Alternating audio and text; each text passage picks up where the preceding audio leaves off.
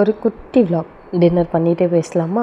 After marriage நிறைய பொண்ணுங்களுக்கு maximum அவங்க வீட்டில் இருக்க எல்லாருக்குமே என்ன பிடிக்கும் பிடிக்காதுன்றது தெரியும்.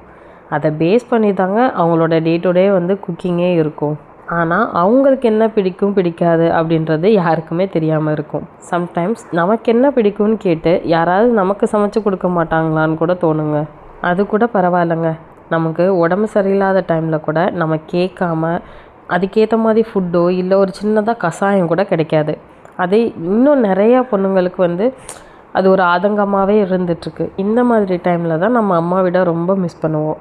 அம்மா இருந்தால் நம்ம கேட்காமலே எல்லாம் கைக்கு வந்திருக்கோம்ல. உங்களில் எத்தனை பேர் அம்மாவை மிஸ் பண்ணுறீங்கன்னு சொல்லுங்கள். இன்றைக்கி கொஞ்சம் வேலை அதிகம் தாங்க.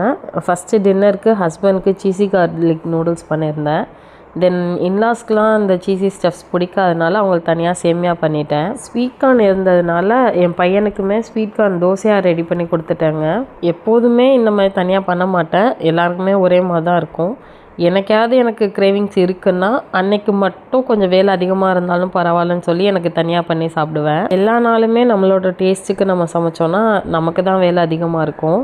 ஃபைனலாக எல்லா ஒர்க்கும் முடிச்சுட்டு என் பையனுக்குமே சாப்பாடு ஓட்டி முடித்ததுக்கப்புறம் எனக்கு நூடுல்ஸ் ப்ரிப்பேர் பண்ணி நான் சாப்பிட்டேங்க.